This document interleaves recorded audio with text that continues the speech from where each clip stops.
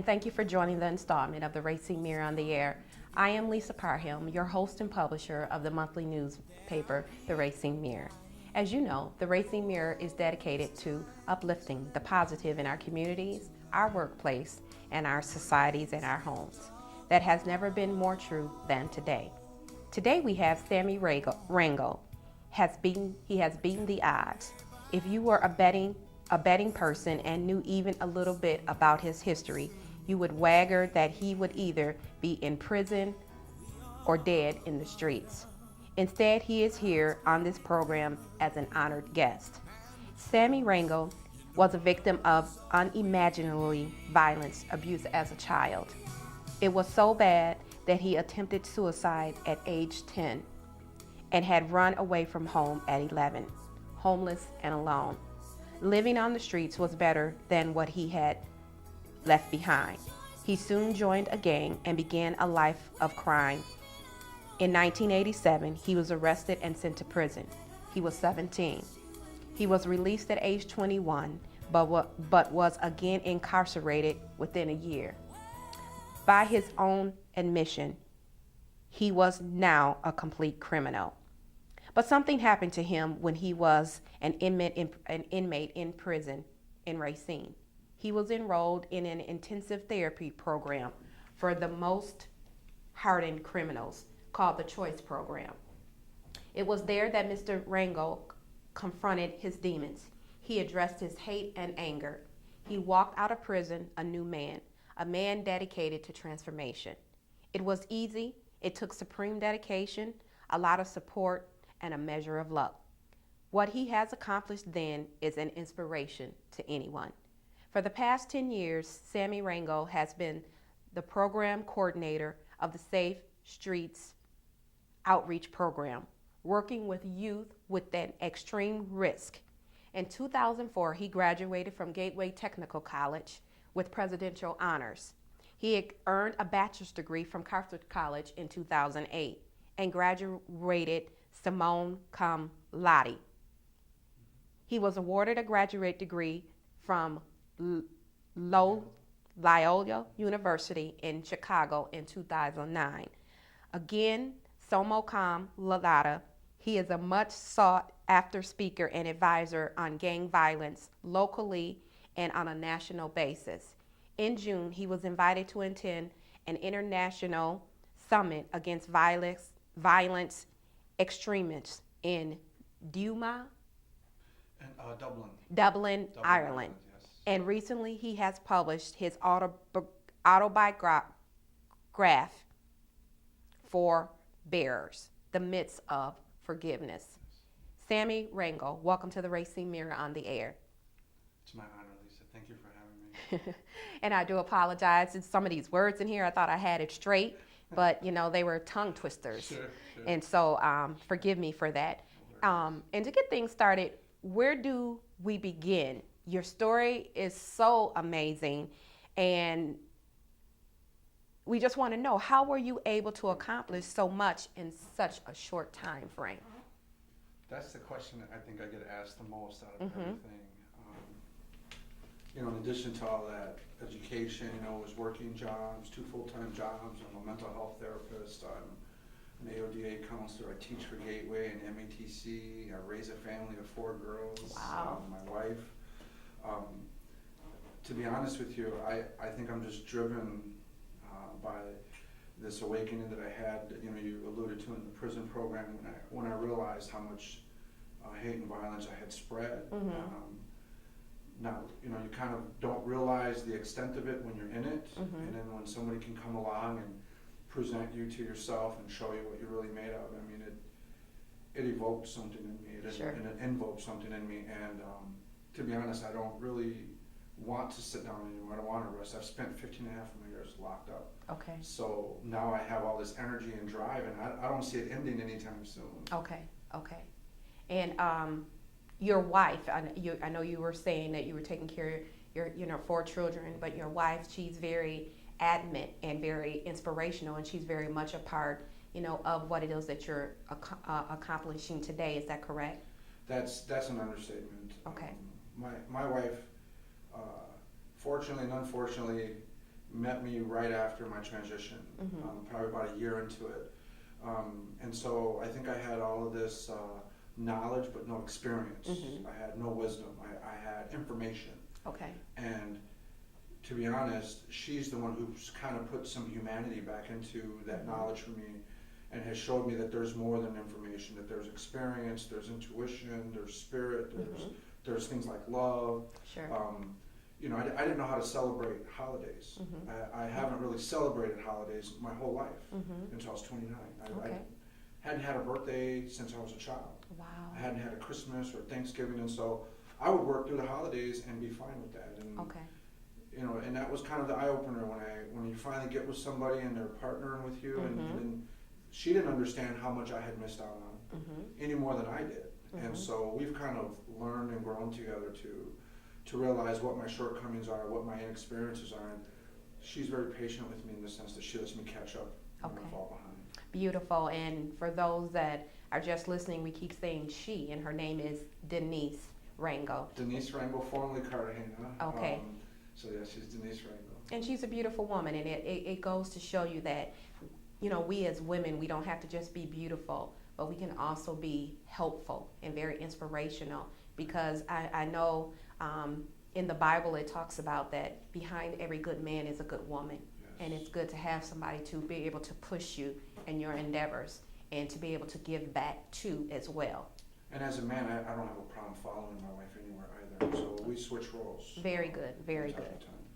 It's so much stuff we could talk about. I remember, you know, specifically, not due to what we have here, but I know in one of the issues that we did with the Racine Mirror that we had, we did a story on you, and we did a story on you about, you know, coming out of prison and what your life was like being so involved in the game. But this time we're going to kind of flip the script just a little bit. Sure. I kind of gave some of our viewers just a little bit of background about you. I gave a little bit more lengthy than I do my other interviewers, but you have such an amazing life and it's such an amazing story that I kind of wanted them to bring them up to date with the type of gentleman that we were talking about today. Sure. But so, you know, my question was, what are we going to talk about? So I kind of pinned it down to, we'll talk about the summit in Ireland and a little bit about your book. Is that okay? Sure. Okay. Awesome. Now, the summit must have been an incredible experience. What was the first of its kind? Can you just tell us a little bit about why you went to the summit? Sure. And then, and what Ireland was about, and then tell us what was the first of its, if this is, it is the first of this kind. Yes. For you, isn't that correct? Yes. And okay. For the world, it's being hailed as one of the very first experiences of its sort. Google Ideas, in collaboration with Tribeca Films and the Council on Foreign Relations, decided that they wanted to bring a forum of what they were calling formers and survivors. Formers being, in a sense, not only, you know, typically we think of gang members, but we're talking about terrorists, people who were ex-jihad members, Islamic terrorists, Muslim terrorists, Christian terrorists from all over the world. There were 6 countries or 7 continents and more than 6 continents and 7 countries that were invited. And so people from all over the U.S. Wow. but other points in the world were brought together. And all of us had either transformed our lives from hate and violence to promoting peace and fighting against hate and violence. And we also had survivors, people who had been brutalized at the hands of terrorism. For example, I met women who had been held captive by militant extremist groups. One woman, Amanda, was held captive in Somalia for almost 2 years.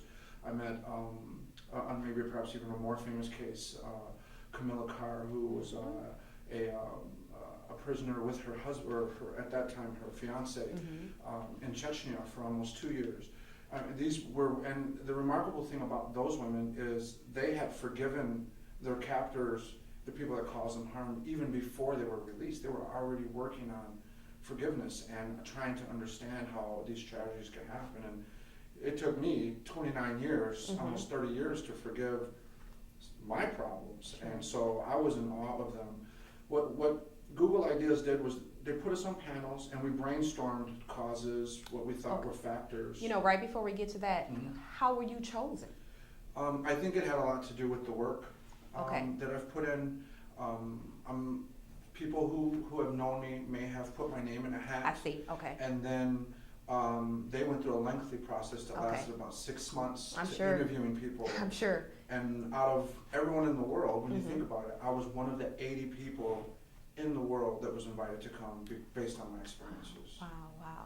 So you were referred, More you know, than and it's likely, like a yes. channel that you have to go through. Yes. And, you know, just to kind of get a little bit from my notes, how did you feel when you were selected?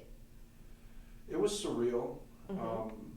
My wife has always said that, you know, I'm just getting started in my transition, Mhm. and I felt like it was another step in my development. Mhm.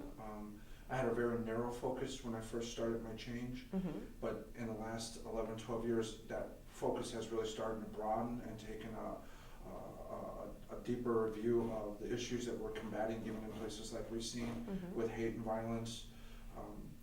I felt it was the next right move for me, and I felt like I had something to contribute, Sure. but I was concerned that I wouldn't Mhm. be able to compare with Yeah. other experts in the world or other people who are kind of knowledgeable about some of these things. Yeah, I can kind of relate. We were just kind of like talking a little bit about before the show about when they had the, you know, the engagement at the prison. Sure. And, you know, I was there. I was one of the speakers. Mhm.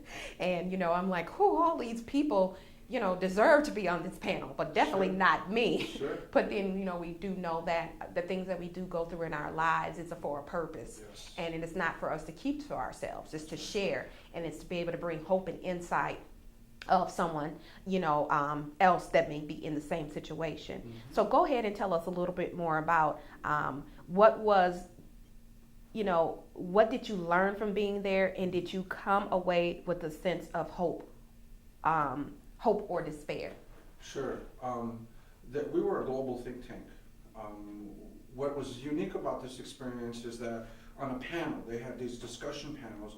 You might have an ex-gang member from LA, a skinhead from Canada, a Jewish person, an ex-Islamic militant, and a Christian militant from before, all agreeing on the subject matter and saying, Mhm. this is what we think causes these things, this is what my process was, and also seeing that there was a lot of commonality in our escape or in our removal from that hate and Mhm. violent lifestyle.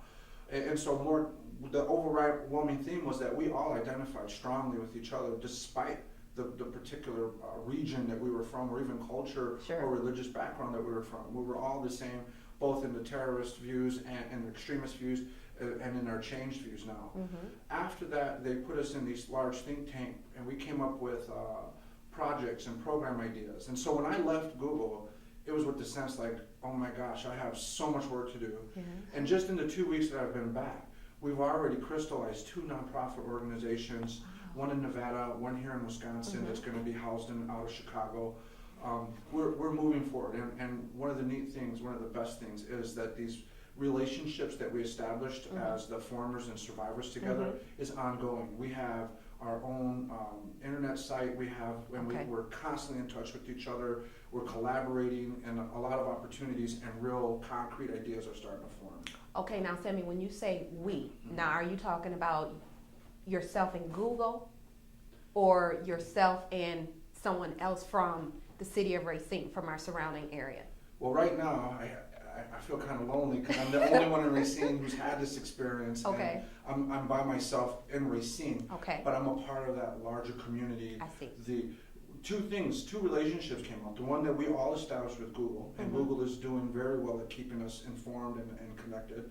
But we also have our, for lack of a better term, private collaborations. And that's probably where the most work is coming out of. Okay. Because all 400 people who attended this forum, Mhm. whether they were observers, survivors, or formers, are off doing other mini projects Sure. that naturally came out of combining 80 motivated people. Mhm. When you put 80 people like me in a room, Mhm. good things are going to happen. Have to happen. Have to happen. Have to happen. So Yes.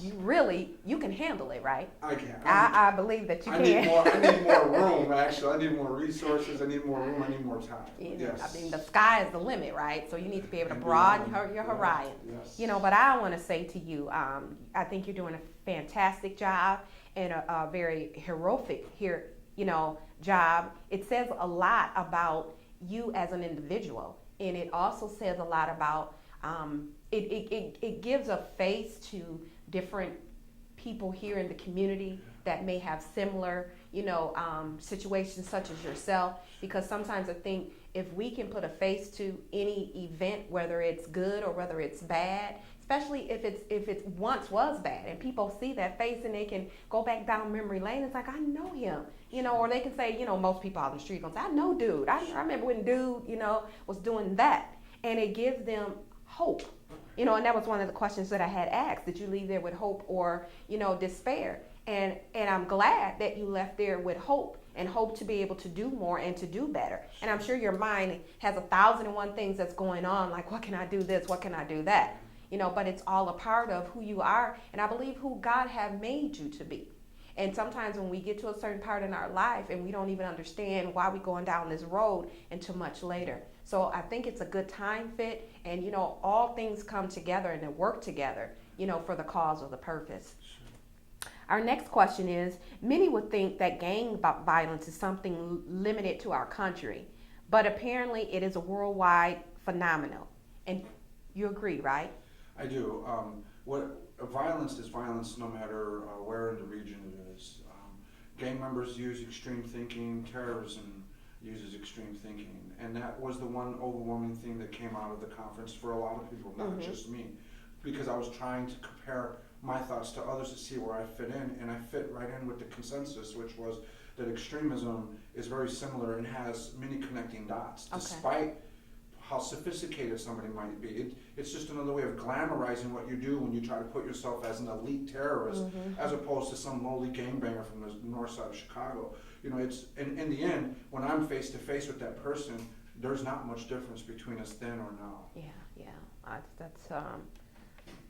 That's a good way to look at it. And most people do try to dress up what it is that they do. Sure. And really, it is no different from, terrorism as well as gang violence, because it's still something that is very, it affects our community. It affects the town in which we live in. And then when you go out and find out, we're not the only city that has been targeted with this type of violence. It's everywhere. So we really can't paint a picture. But what we can do is try to see what we can do to correct it. And, it needs to be more people to come forward and stand for it and be willing to, see what it is that we could do to, make the changes and to make it better. So, again, we applaud you on that. One of the things that I wanted to bring to mind that I was thinking about was there is so much about you within itself that I think that this community can applaud you for. But I know not too long ago you had sent me an email in reference to the